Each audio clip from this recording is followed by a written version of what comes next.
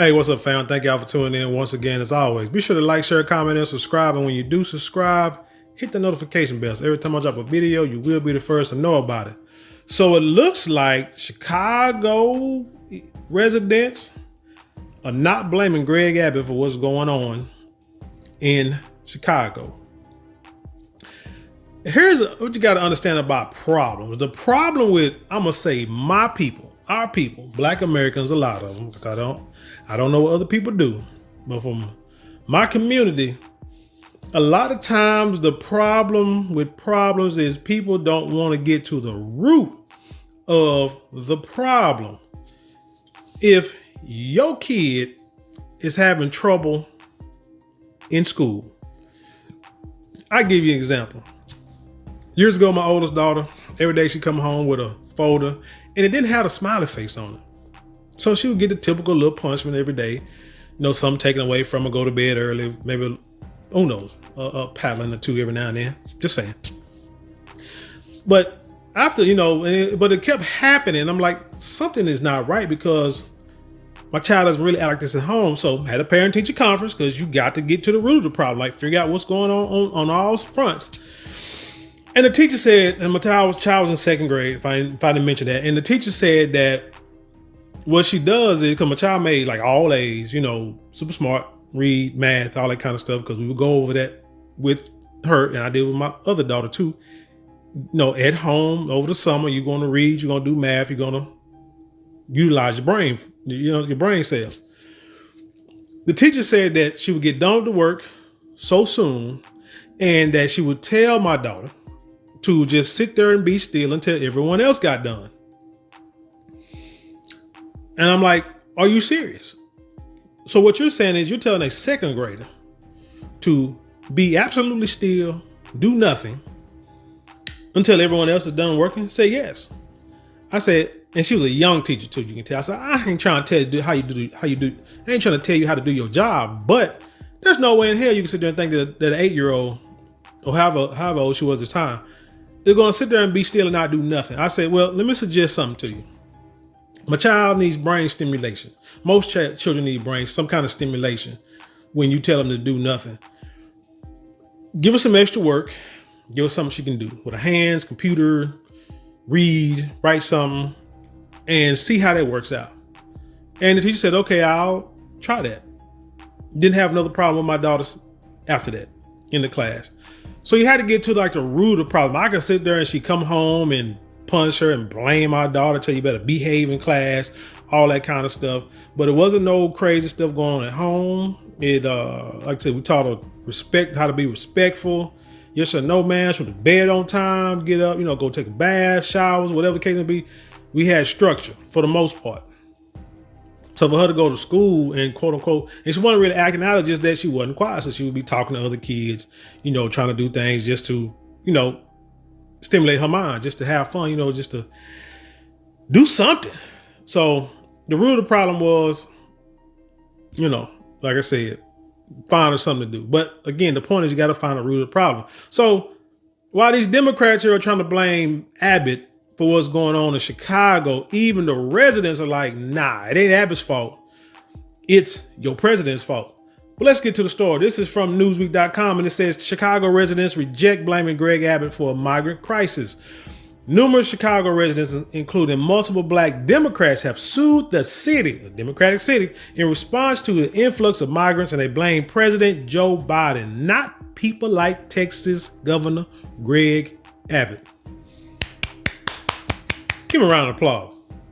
Abbott has been arguably the loudest voice against the Biden administration's immigration policies, which resulted in about 300,000 migrants, nearly 10,000 per day, coming into the United States through Mexico in December alone. Federal border agents encountered about 2.5 million migrants in total last year, according to data from the Consumer and Border Protection, surpassing the previous record high from a year earlier. Saw a video where this dude, with this white guy at the border, and he shows these SUVs pulling up to the edge of the fence, of the border fence. And about a good 10 to 12 illegals jump out and walk around the fence on the edge. They walk under this wire and they just walk down They walk down the gate on our side and they stand there. Border Patrol, people say, why the Border Patrol don't just push them back over? Well, that's not how policy works. Now, what they do is they detain them, they, do their little paperwork, and then they ship them off to ICE or ship them off to detention centers and stuff like that, and they process them. And that's how it works. And then they got to wait for like court dates and all that kind of stuff. So they can't sit in the, really inside of jails because can you imagine having 2.5 million people in jail? So they say, hey, we'll get to you when you have a court case, make sure you show up in 3 years, 5 years, 8 years. So what Abbott did is say, look, it's bad enough in Texas that we have this problem. And now your president has said, hey, anybody come through, they can seek asylum and we're going to welcome them. Although it's illegal for them to do so. They can come on over and we'll process them. We'll see if they qualify, then they can stay. If they don't qualify, we're going to send them back. But again, you got so many that there are court cases that are like years away, hearings that are like years away. So in the meantime, what are they doing? They roaming the streets, doing whatever they doing. Have it bad enough. But then when your president opened up them gates, it's like, what are you supposed to do?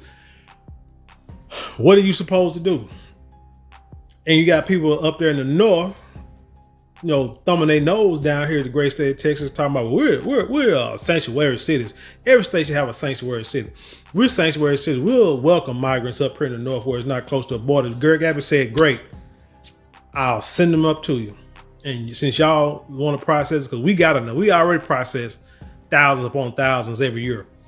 Now it's your turn, sanctuary city. It's funny because I believe that the president and the Democrats probably thought that Greg Abbott was going to lose his mind, go crazy, be hospitalized, maybe try to step down as governor so they can try to put a blue governor in there.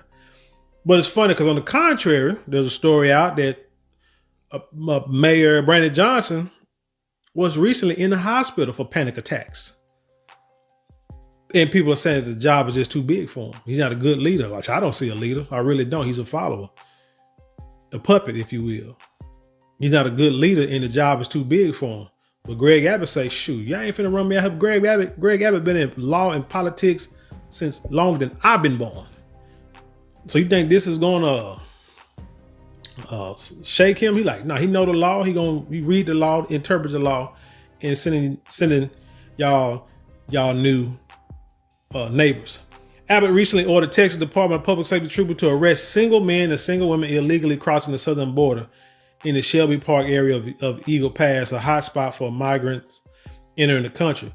Now, if you watch certain newscasts, they try to make it seem like he's going to arrest anybody that crossed the border, but this says single. So basically, if you coming over here by yourself, you ain't got no kids in tow, or you ain't got a family in tow, we're going to arrest you.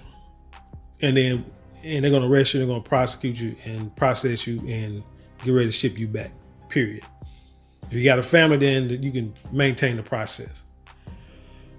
Last week, Texas Attorney General Ken Paxton refused the Biden administration's efforts to reclaim control of that area following the drowning of 3 migrants attempting to cross the border through the Rio Grande. I think, the government or the Supreme Court told Texas to cut them razor wires, and one of the representatives, even Greg Abbott, said, man, put some more wire up.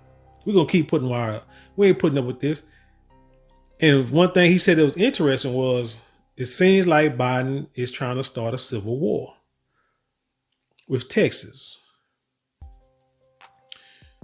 which is interesting. Chicago Mayor Brandon Johnson, along with others like New York City Mayor Eric Adams, have called on the federal government for more assistance as Abbott has bused some 80,000 migrants to Democratic-controlled cities for the past year and some change. Where is the assistance? The Fed, because the Fed's the one who created this problem, right? The lack of care that has been on display for the last year and a half has created an incredible amount of chaos, Johnson said in December, according to the Associated Press. Newsweek reached out to Johnson's office via email for comment. There are at least 7 lawsuits against the city of Chicago, including 3 filed by people of color, according to the Free Press. One was filed by Chicago West Side resident Carter Truss, a 57-year-old mother. Another was filed by former Texas U.S. House Representative candidate J. Darnell Jones, a Democrat, diversity, equity, and inclusion strategist and reparations proponent who lives in Chicago South Side. What the Democrat Party doesn't want black people to hear is that this is a Biden policy, Jones told the Free Press. Biden is allowing the borders to remain open. Again, get to the root of the problem. Don't blame Greg Abbott if he's trying to minimize the destruction in his town when you want to act like you will accept some of these people. And then once he calls you on your square, you want to tuck tail. That ain't how it works in this business. The 52-year-old said the influx hit home for him and his neighbors, some 94% of whom are black, with a local abandoned high school intended by locals to become a community center was instead reformulated into a migrant shelter. They don't need no community centers. They need a STEAM school. That's what they need. A STEM or a STEAM, whatever it's called now. They change it every year. Because remember, it used to be tagged like talented and gifted. Now it's called gifted and talented. GAT. Why you want to call it a GAT program? It sound like the Gatling gun. You know, we used to call guns GATs back when I was growing up.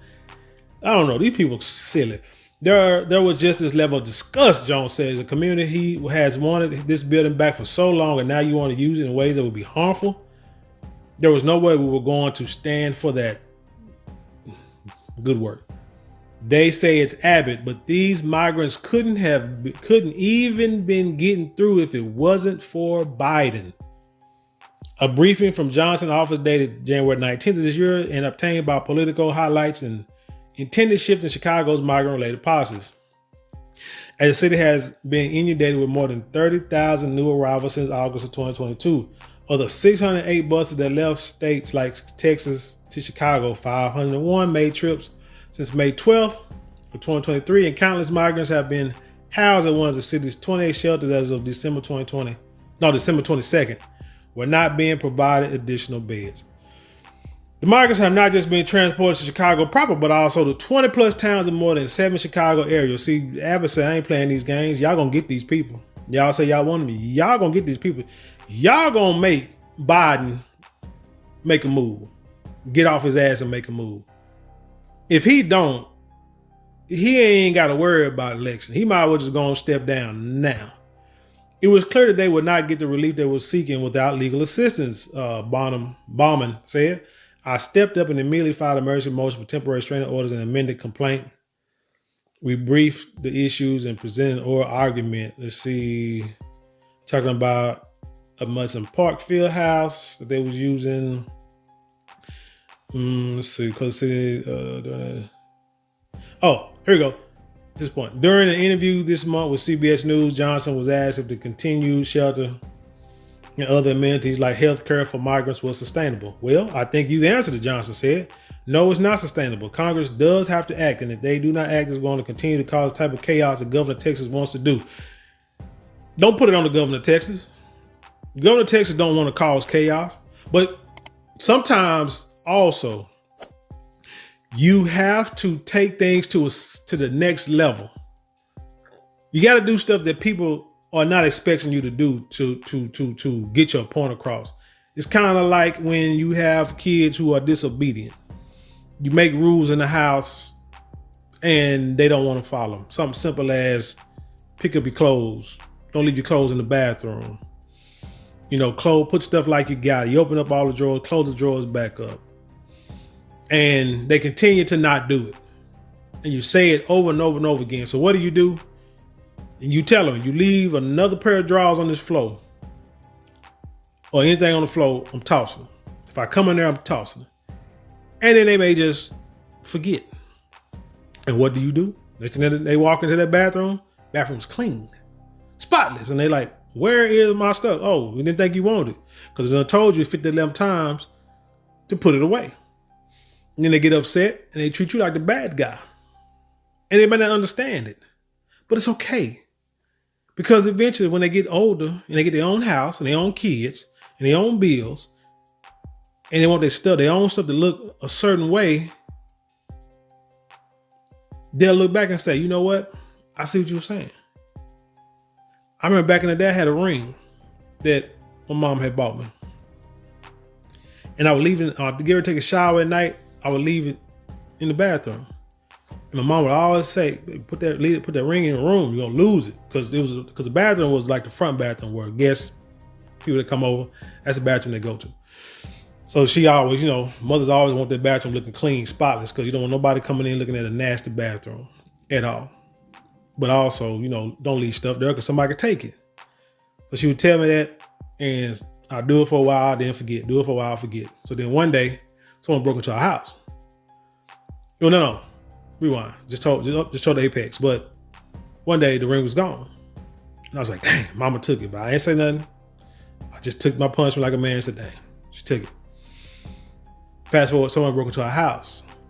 And they went through my parents' drawers and stuff. And my mama said, man, they took that ring. So what ring?